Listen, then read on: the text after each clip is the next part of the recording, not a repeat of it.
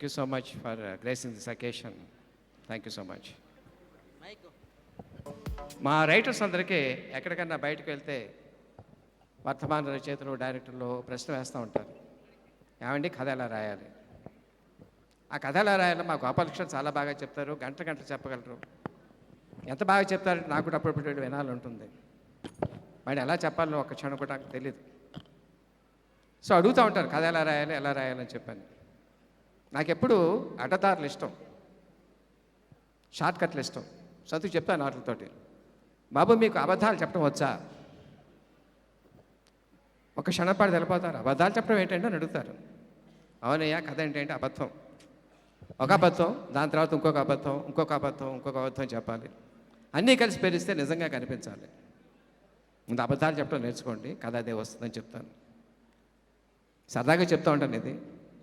ఓసారి అతని దగ్గరికి వచ్చి అడిగాడు, సార్ అబద్ధాలు అలా చెప్పాలి నేర్పండి అని చెప్పాను. 22-23 సంవత్సరాలు ఉంటాయి అబ్బాయికి. నీ గర్ల్ ఫ్రెండ్ ఉందా అని అడిగాను. ఇప్పుడిప్పుడే ట్రై చేస్తున్నానండి. ఓ మంచి గర్ల్ ఫ్రెండ్ దొరికే అవకాశం ఉంది. ఒక పని చేయి, ఒక గర్ల్ ఫ్రెండ్తో సరిపెట్టుకోకు, 2, 3, 4 ట్రై చేయి. ఏడాది తిరిగేసరికల్లా మర్డర్ అయిపోతావు. నువ్వు బతికితే పెద్ద అబద్ధాల కొరకు అయిపోతావు. ఆ తర్వాత నెలకు వచ్చాడు, గర్ల్ ఫ్రెండ్ దొరికింది అన్నాడు. ఇంకో నెల తర్వాత వచ్చి ఇంకో అమ్మాయి దొరికింది అన్నాడు. 6 నెలల పోయిన తర్వాత ఇంకో అమ్మాయి దొరికింది అన్నాడు. తర్వాత కనిపించడం మానేశాడు. మర్డర్ అయిపోయడం నాకు తెలియదు. బట్ నేను మటు సక్సెస్ఫుల్గా 50 సంవత్సరాలు గడిపేశాను. ఈ అబద్ధం ప్రయాణంలో రచయిత అంటే అబద్ధం చెప్పాలి, బాగా అబద్ధాలు చెప్పాలి. అందరికంటే నేనే బాగా అబద్ధాలు చెప్పాలి, తెలుగు సినిమాలు గొప్ప రచయిత అనిపించుకోవాలని చెప్పని 20 సంవత్సరాలుగా పరుగు పందెం పెడుతున్నాను. కానీ ఎప్పుడు నాకన్నా ముందు గోపాలకృష్ణ గారు, సత్యానంద్ గారు, సత్యమూర్తి గారు, శివ గారు, పోసాని కృష్ణ ఎవరో ఉంటానే ఉన్నారు, 2-3. నాకు ఎప్పుడు ఆ ఛాన్స్ దక్కలేదు. కానీ 7 నెలల క్రితం సంథింగ్ హ్యాపెండ్. 2 సినిమాలు ఒక వారంలో రిలీజ్ అయినాయి, Bajrangi Bhaijaan, Baahubali. For no fault of mind ఆ 2 పెద్ద హిట్లు అయిపోయినాయి. ఇప్పుడు స్టేజ్ మీద ఆ సినిమా ప్రమోట్ చేసడానికి అబద్ధాలు ఎగ్జాగరేషన్స్ చెప్పాలా? నీతికి నిజాయితీ ఉంటే సరిపోదా? ప్రశ్న వేసుకుంటే నీతిగా నిజాయితీగానే మాట్లాడి నా మనసు చెబుతూ ఉంది. దాని 2 కారణాలు. మొట్టమొదటిది, I have a social responsibility. ఏ తండ్రి కూడా కొడుక్కి ఆస్తి ఇవ్వచ్చు, ఇవ్వలేకపోవచ్చు, అంతస్తు ఇవ్వచ్చు, ఇవ్వలేకపోవచ్చు, చదువు ఇవ్వలేకపోవచ్చు. కానీ ఏ తండ్రి తన కొడుక్కి తన ప్రవర్తన ద్వారా మత్స్యేసే హక్కు ఏ తండ్రికే లేదు అని నమ్ముతున్నాను నేను. ఈవేళ నా బిడ్డ ఉన్న పొజిషన్కి ఏదో అబద్ధాలు చెప్పి, లేకపోతే వాటితో అబద్ధాలు చెప్పించి సినిమా అమ్మేసి ఆ తర్వాత వయసు బాధపడితే, కొనుక్కున్నవాడు బాధపడితే అది చాలా మహాపాపం. అది చేయకూడదు.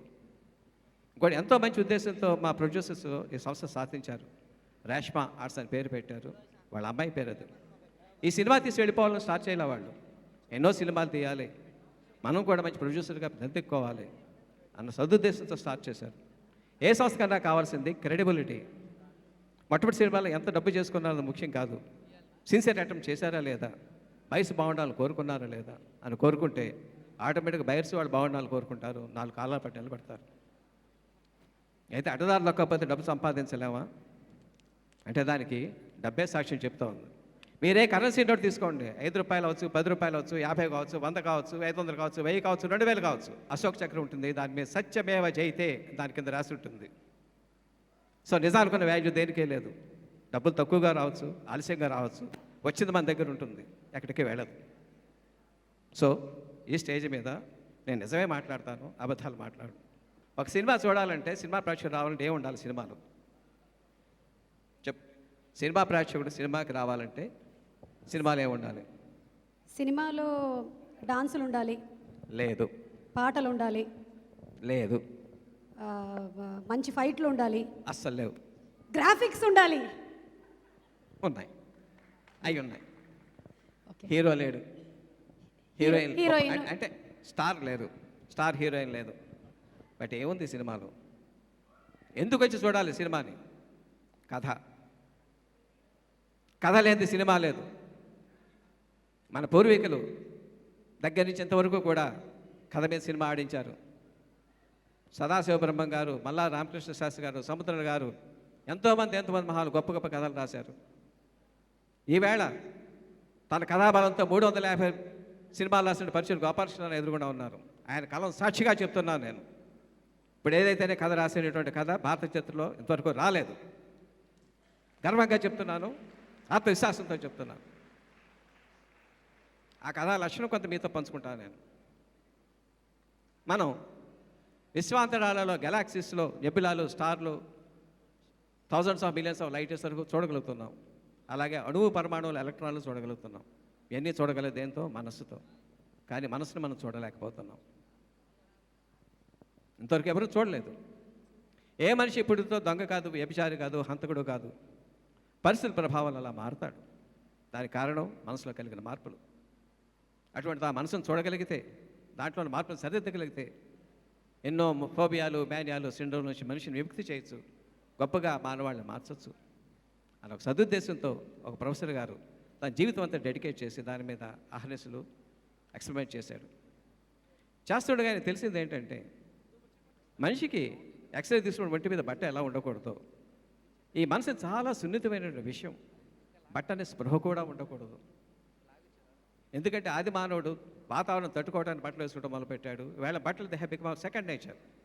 మనకున్నది కవర్ చేసుకుంటున్నాం, లేనిది ఎక్స్పోజ్ చేస్తున్నాం.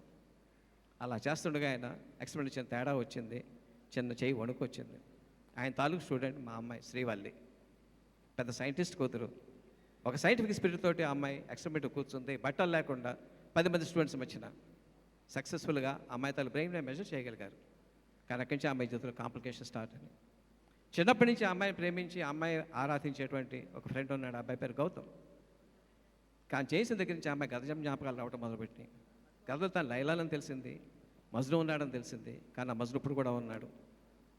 వీడిని ఎంచుకోవాలా, వాడిని ఎంచుకోవాలా, ఇది చాలా అన్నట్టు ఇంకో అమ్మాయి వెనకాల పడుతుంది. నీది నాది జన్మలో బంధం అంటుంది, మనం పెళ్లి చేసుకుందాం అంటుంది. అంటే అదే జన్మలో బంధం.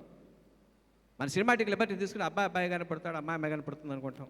అబ్బాయి అమ్మాయిగా పుడితే, అమ్మాయి అబ్బాయిగా పుడితే ఇటువంటి అస్తవ్యస్త ఏర్పడుతున్న జీవితాన్ని మళ్ళీ ఆ మిషన్ ద్వారానే తన జీవితాన్ని ఎలా సాధించుకుంది అన్నది ఈ కథలకు సారాంశం. ఇది డెఫినెట్గా ప్రపంచంలో ఇంతవరకు రాలేదు అని చెప్పి మనసా వాచా కర్మణ నమ్మి ఈ సినిమా తీశాను. ప్రొడ్యూసర్ నాకు సపోర్ట్ చేశారు. రేపు ప్రేక్షకులు కూడా చూసి చాలా మంచి సినిమా అని చెప్పి దీనికి తృప్తిగా వెళ్తారని చెప్పి నా నమ్మకం. Thank you sir. Thank you very. ఇలా సంతోషంగా ఎప్పుడూ ఒక్కసారి ఉంటాను.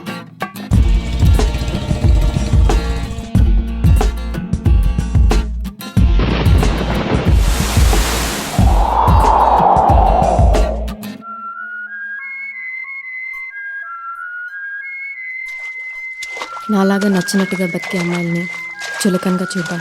ఈ ప్రపంచానికి బాగా అలవాటు.